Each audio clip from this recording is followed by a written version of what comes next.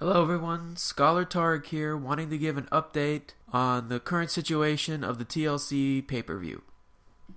This episode was recorded before the updated card of adding Kurt Angle in replacement of Roman Reigns and replacing Bray Wyatt with AJ Styles. So, to make this as easy as possible, at the end of the episode, we're going to post an updated prediction card for each Scholar of Wrestling. Now, for all the people listening on Filling the Void Radio and iHeartRadio, you can find the updated card on our YouTube page when we post this episode on our YouTube page. Alright? Until then, enjoy the episode.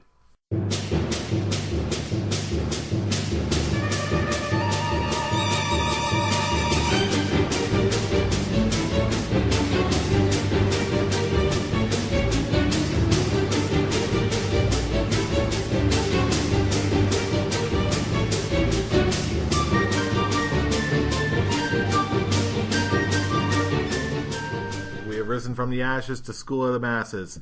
Hello everyone, welcome to another edition of the Scholars of Wrestling Show, episode 180. I'm your man behind the microphone, Scholar Jeff. To my right is Scholar Tarek. What's going on tonight, sir? We've reached that point again where it's 2 weeks of pay-per-view. Prediction show. Reaction show. Prediction show. Reaction show. Thank God Survivor Series is a month away. We can stop with this predictions every other week. Oh, come on, it's fun. Because it's TLC time, once again. Yay! Tables, ladders, and chairs, and no stairs. Oh, come on, don't be like that. There's still plenty to look forward to on this show. I will say that the go-home show for this event on Raw, it really was a good show. But really, it's I'm not 100% looking forward to this. It'll probably be a good show, just not a great show. As we say, just another glorified episode of Raw.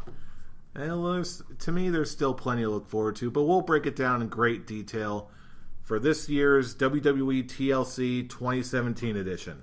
Starting with the pre-show match, we've got Alicia Fox versus Sasha Banks. Who do you got, sir? I think it's very clear who I have on this one.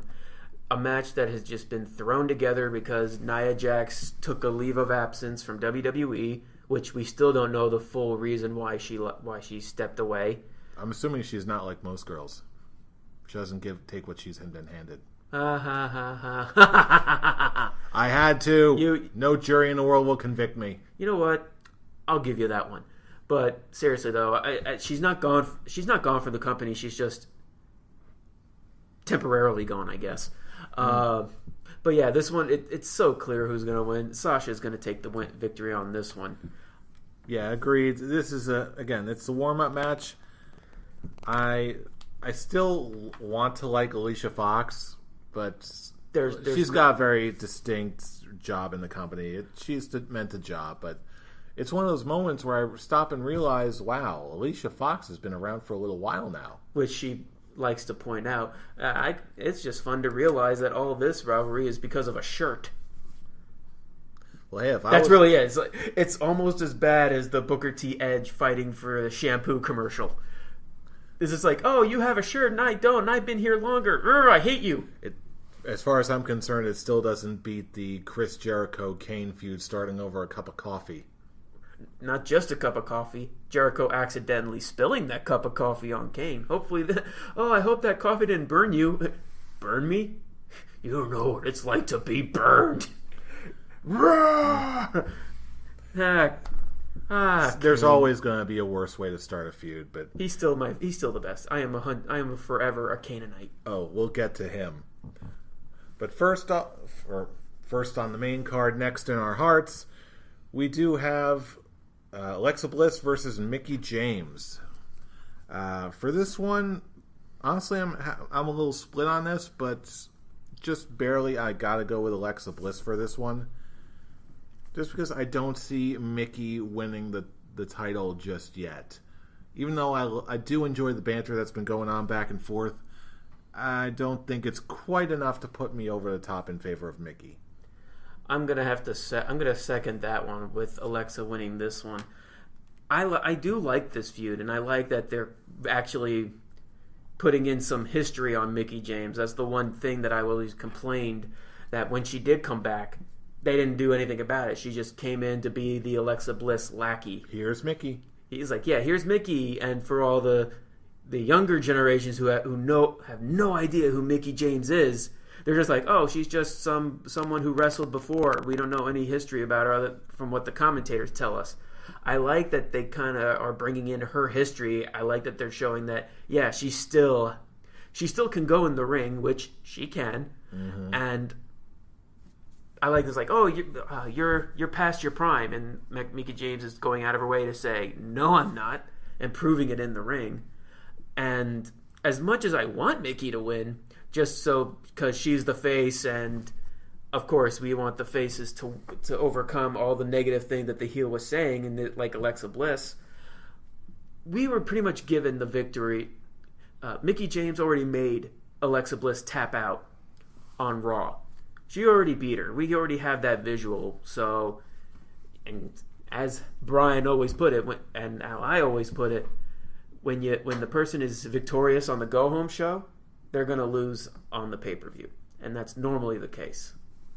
Yeah, afraid it's the norm, but again, this to me really does feel like I don't want to say a transitional match, but obviously it's not the entire feud ender that we're probably going to get later on down the line. Presumably it's Survivor Series. They're probably it's obvious they're saving Alexa Bliss for Asuka. That's the best way to. We've even talked about it on this show. It's for the match. We want to see Alexa Bliss versus Asuka for the title, and I'm just going to say right now that's probably going to happen at Mania. I said it a while back. I think Asuka is going to win the first ever women's Royal Rumble that would be very interesting. Although, to go into Mania.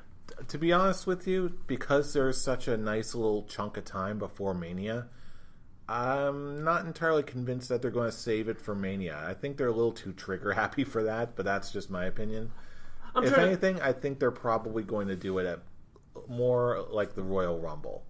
You think so? Yeah, and then there'll be a Royal Rumble to determine who faces Asuka for the belt, or at least who has the number one contendership.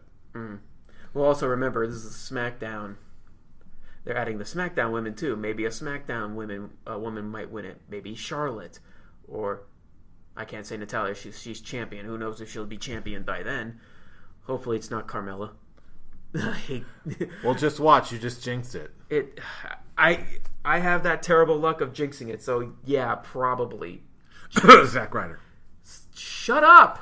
What? I had to cough. It was Mojo Rawley. Oh, so it happened 2 times then. I never said anything about Zack Ryder. You were the one that was so sure on Zack Ryder. It was me who joked about Mojo Rawley winning the Andre the Giant Memorial Battle Royal. I don't care. It was still a whole lot of fun. Anyway, moving on. Yeah, sit on your account. Yes, it was torture for me. It was hilarious. Like Nick Cannon, he's hilarious.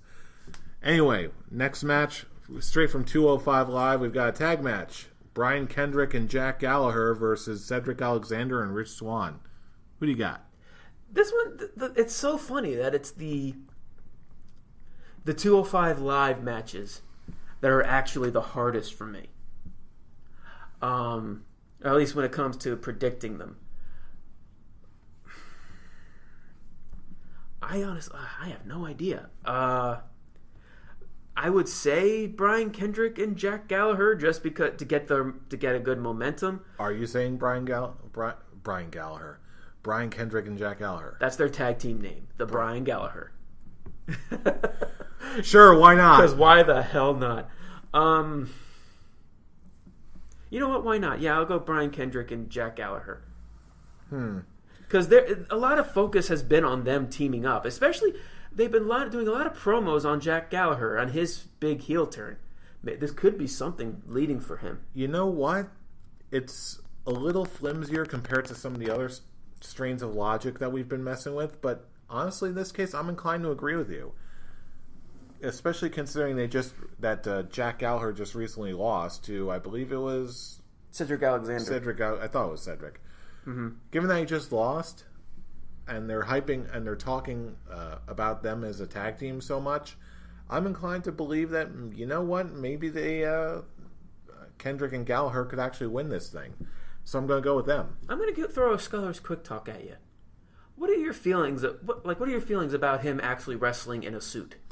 Honestly, I'm one of those guys who really likes that sort of look.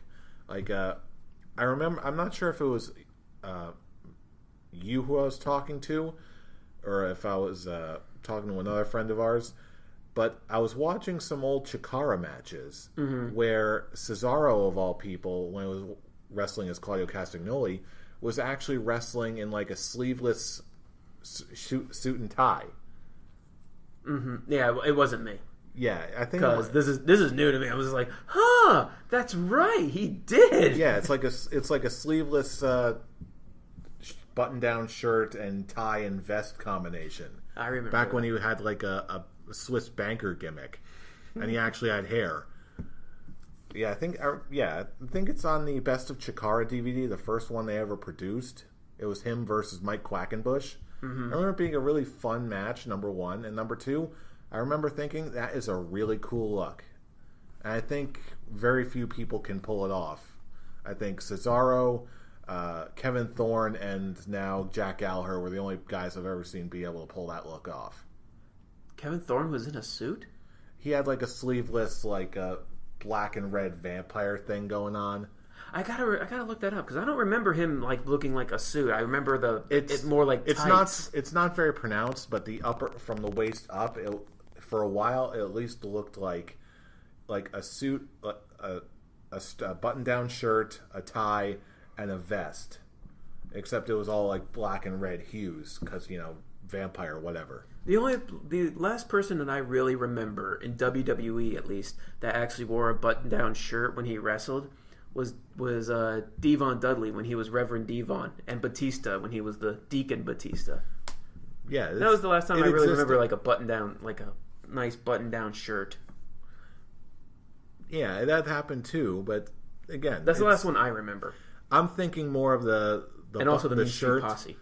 Those were sweater vests with button-down shirts underneath. No, I thought those were regular T-shirts, just with the vests on, with the sweater vests above it. I'm pretty sure they had a button-down shirt. Okay, that's something to look up later. But yeah, I was thinking more of the not just the sleeveless button-down shirt, but also the combination of the tie and the vest. I personally think that's a cool look, and especially on Jack Gallagher with the taped fists. I think it's a really cool, distinct look that really works for him and separates him from the pack. I agree. I actually like it too because I always remember his tights. I don't know what it was, but every time he was in his tights, I was like, you know what? There's something about it that just isn't right. Is it probably because he has multicolored stripes and he kind of looked like a ninny? And didn't he not have knee pads? I don't think he did. I don't recall any knee pads. I think that was also a factor because it just threw me off. Well, anyway, speaking of being thrown off, let's move back to the cruiserweights with a title match: Kalisto versus Enzo Amore. Who do you got? The second of the only two it's my matches. Pick, isn't it? Yeah, it's your pick. Okay, I stand corrected. I'll tell you straight out the gate, I'm going back for Enzo for this one. Not only just because I like Enzo, especially now that he's got some focus as a heel, but I'm convinced that just because of the weirdness of the title change, I'm inclined to believe that it seemed like a sort of a hack job, and that Enzo kind of needs to get it back, especially now that he's like a heat magnet for 205 Live. He's very good with it, and honestly, he's one of those guys where as a heel he's better holding the belts than he is chasing it. I'm going to second that. I'm going to go with Enzo Amore. They're going to hot potato this title. I'm not going to say continuously or continually, whichever is correct. But I said it when Kalisto won the Cruiserweight title. It was like, well, 205 Live sucks again.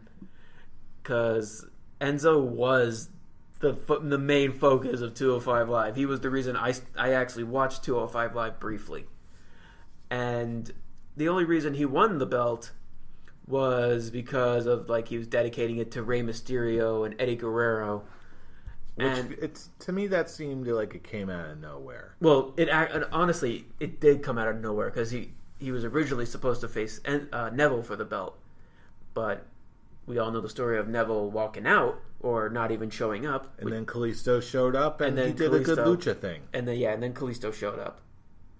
God, yeah, you're absolutely right. Enzo needs to be champion. He's the one that should be the heat magnet. Even though, weirdly enough, he's kind of forming his own 205 Live posse, which kind of contradicts the whole thing of him insulting everybody who's on the 205 Live roster, minus Tozawa.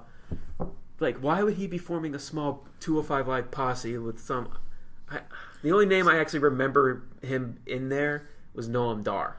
And honestly, because that question went unannounced, or unexplained rather, I'm convinced that maybe, just maybe, there's a chance that Enzo will get that title back, and then for the next few weeks, we'll hear from some of the people who he's recruited, and we'll find out why. I hope so, because this, like I said, I prefer him being the champion, and it's the entire 205 Live roster versus Enzo Amore. I loved that idea. I thought that should be a main focal point of 205 Live, and then have a returning Big Cass be his bodyguard. Be his bodyguard for 205 Live, and then for Raw, Big Cass would be the wrestler, and Enzo would be his manager. As cool as an idea that is, I think it's a little too soon to do it, just because it was so soon after their big breakup. But again, I'm convinced that there's more narrative potential here that has just gone unexplored. They would obviously explain it, like, ever since I was gone, I've seen that you have definitely stepped up, and you are definitely like... Oh no, I'm talking about just the whole incident with the cruiserweights and Enzo.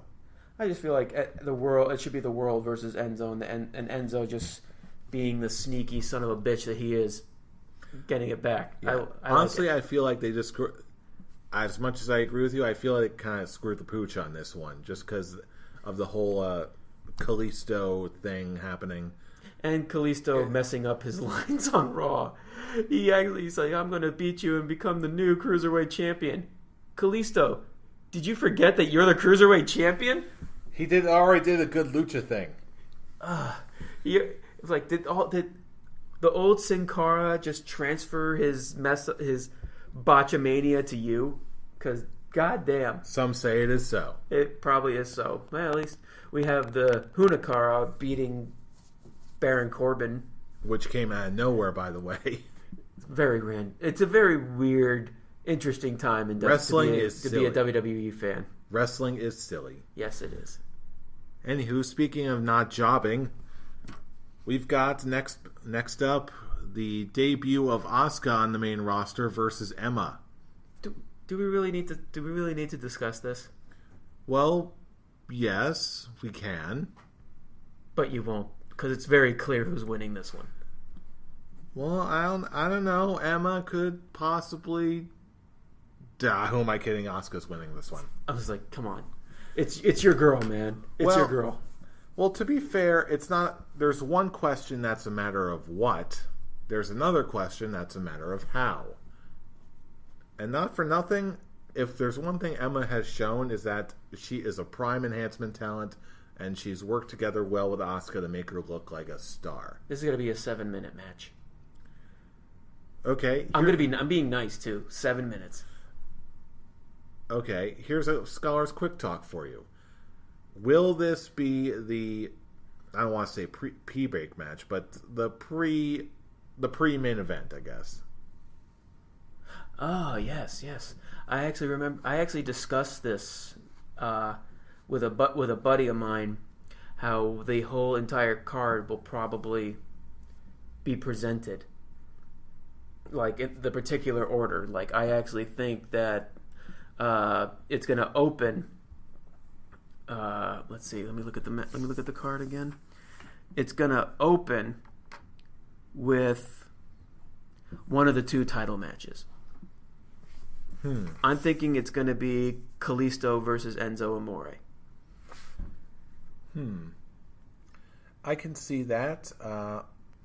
As far as who goes on before the main event, my guess is either Asuka versus Emma or Kalisto versus Enzo Amore.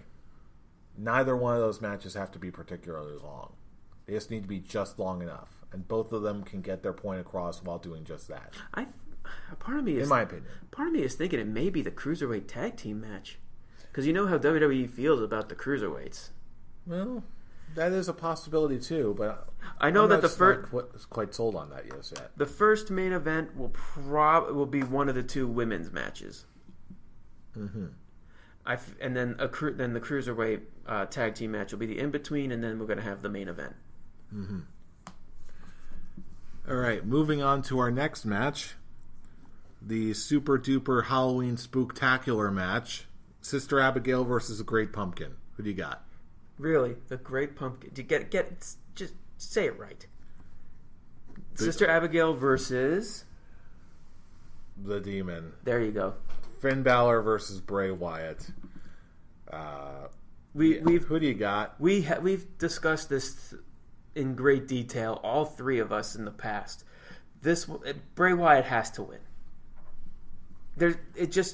It's the only way for us to really take the fact that he's transformed into Sister Abigail seriously. It's not just, he's Sister Abigail and then he loses. I don't see Finn. It's not going to hurt Finn Balor. As much as people are saying this feud in general is hurting both these guys, I don't think it is. I actually am thoroughly enjoying this storyline. Pure Undertaker-style spectacular spectacle. Only for the entrances. It'll probably be a legit match. It's not like they're going to do the House of Horrors match again. I'm not saying they need to do the House of Horrors match. I just want to do, again, in addition to the crazy entrances for the crazy Sister Abigail thing and the Great Pumpkin, I want them to bust out all the crazy special effects, like the bugs in the ring projected onto the ring. I want smoke. I want pyro all over the place. I want crazy ghosts to come in just from the crowd and just coming in on lines of whatever. I want craziness. This is their chance for Finn Balor and Bray Wyatt to do a Halloween related feud. Finn Balor is already painted up to look like the Great Demon Pumpkin thing, whatever. Bray Wyatt is going maximum spook mode. I want this. I'm going to lean into this all the way, and I want to see both these guys just go completely 100% off the wall bonkers. I don't want that. I'm thinking, can I just, whatever it is you're smoking, can I have some? Because I don't want the one thing I do not want is more projection of the bugs. I don't want, for only the entrances. Well, yeah, that's been done before. For only the entrances, I want crazy, scary, spectacular nonsense. I want this to be basically just a straightforward match, and then this crazy spooktacular is before and after. I want Bray Wyatt and Finn Balor to summon armies of crazy demon people and ghosts and all this and stuff, and it ends up turning the match into a lumberjack match where both sides fight each other. Fool, this isn't Army of Darkness. It's not going to become... Demons and ghosts will fight each other, and then the Wyatt family will come in and just beat up everybody. You know what I want to see for his entrance? For at least Bray Wyatt's entrance as Sister Abigail? Have druids in lamb masks and somewhat and have lanterns guide him down. Now you're talking. That, like I said, only for the entrances.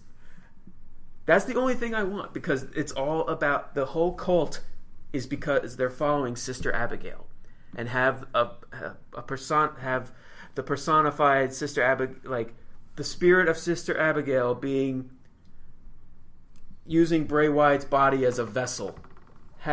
Be more like that. It's the cult is there to worship Sister Abigail. But like I said, it's only for the entrance. We're not getting an Army of Darkness match. As much as I see you glowing right now, just at the thought of that. Army of Darkness match. Book it, WWE. We're not going to have Bruce Campbell show up out of nowhere in the audience. Just that is a great tie over, and you know it. It's hilarious. You're giving me all these ideas. I want just have him show up on like Monday Night Raw. He's just gonna show up, just sitting in the audience just before this match, going, "Hey, it's Bruce Campbell of all people to be here. Watch Ash versus the Evil Dead." And then Bray Wyatt shows up. It writes itself, people. It writes itself. No, it really does not like that. But really, seriously though, have lamb druids, sheep mask druids, people holding lanterns, similar to the Undertaker's druids at WrestleMania, holding the torches. Have something similar to that, but it's with Bray Wyatt, Bray Abigail, and then there's Bray Abigail Wyatt. Yeah, exactly. Sister face. That's what I want to see. But yeah, it's still Sister Abba Wyatt. Sister Abigail Wyatt face.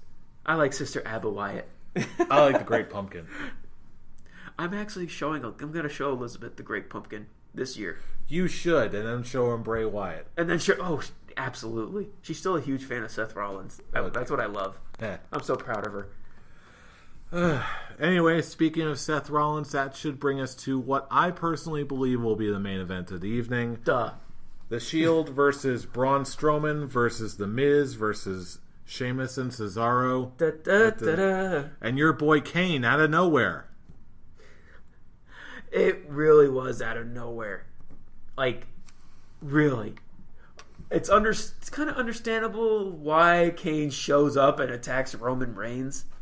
Because, he keeps bragging how he beat The Undertaker.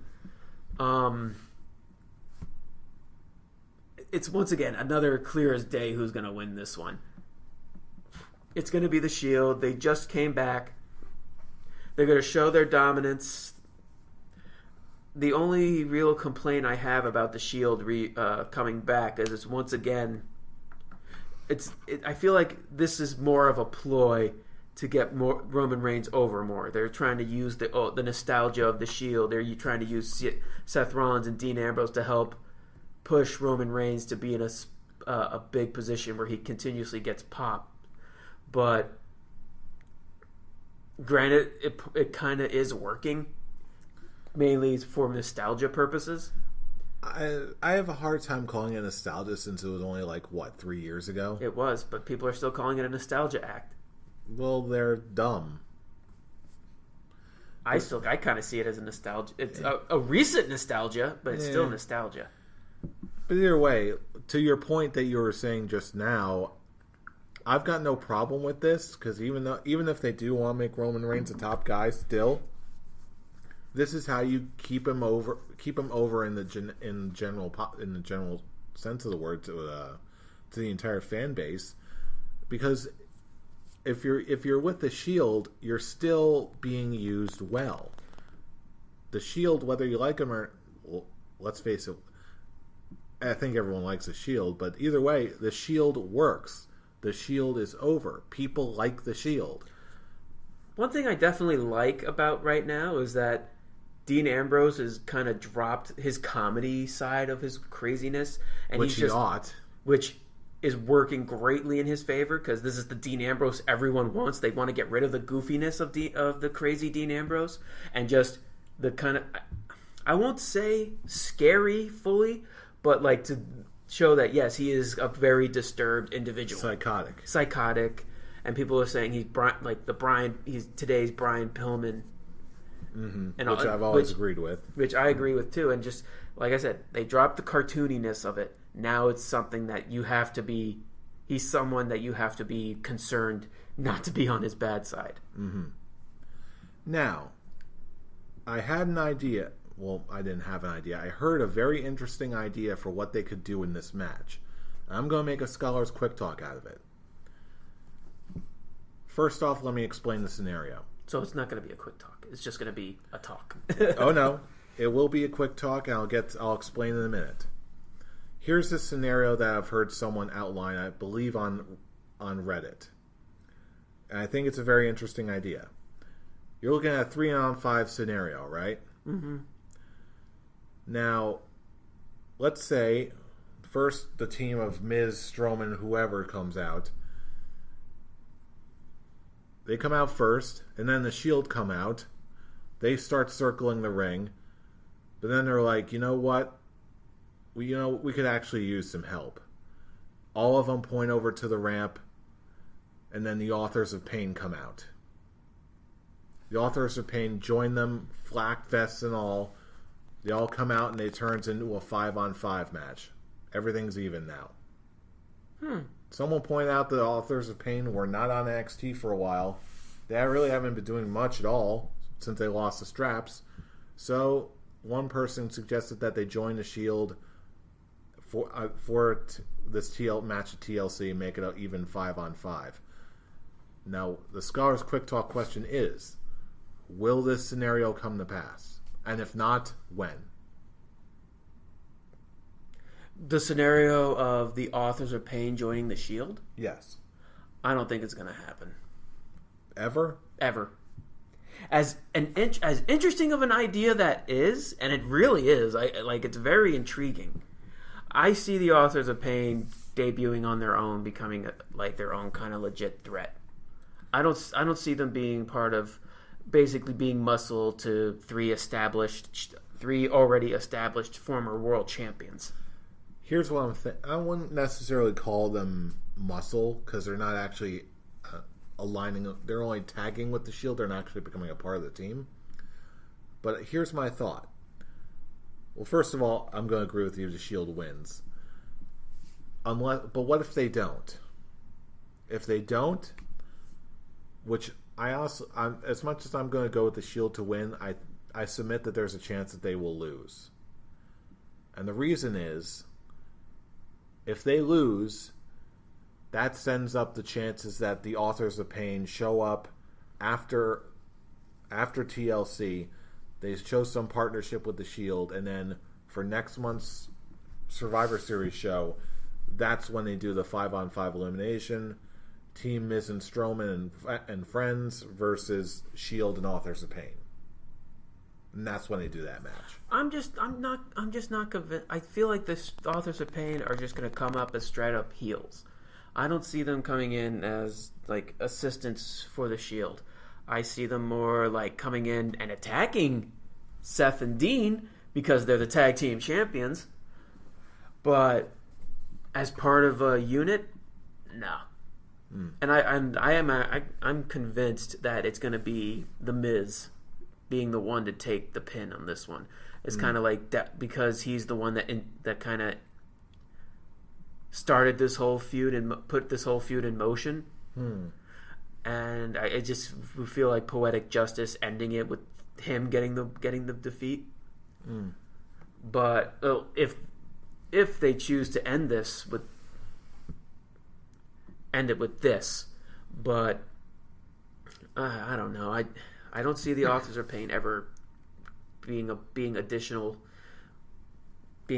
needs to the Shield. I think it's still going to only beat these three. You think you can beat all 5 guys all at the same time? Do you think they're going to actually pull that off? They defeated the entire Raw roster once. True, but now you're also talking about full power Braun Strowman with super over Miz, united Sheamus and Cesaro, and a returning Kane. That's a lot. And that's the whole point, to show how dominant this team really is. Also, Roman Reigns took four AAs, including one super AA. I'm not... And this is a TLC match. Which, it's the only match that has any kind of tables, ladders, and chairs. There's no table matches, there's no ladder matches, and there's no chairs matches. I actually like that.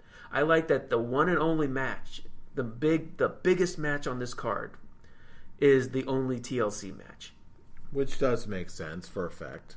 And I think, one thing, I think they're going to put Braun Strowman through a table again with a triple powerbomb.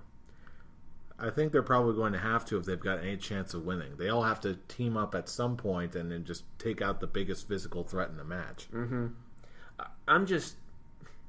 I love that they show that the odds are so stacked against them, but that's why I think they're going to just come out on top even harder. Well, in any case, that is WWE TLC 2017. But now, speaking of tag matches, now we're tagging you, the internet wrestling community, in. So, of course, let us know what you think. Join in the conversation. Drop us a line at any number of places all across the internet. Before you do that, fool. Yes. We got to remember, there's one scholar missing. Scholar Brian. And for for all the people who are questioning, what's Scholar Brian's predictions for this show? Well, here you go. Here's his predictions on the card right here.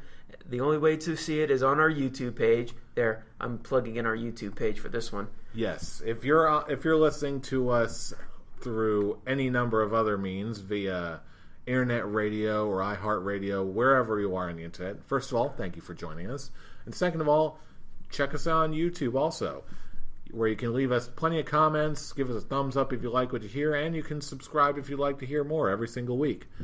You can also check us out on our Facebook page. Just run a search for the Scholars of Wrestling Show. You can also check us out on Twitter, where we post all sorts of fun things, starting with our main account, at ScholarsOW, for all the latest wrestling and episode uploads. And, of course, for extra fun, you can also check us out on our personal Twitter accounts.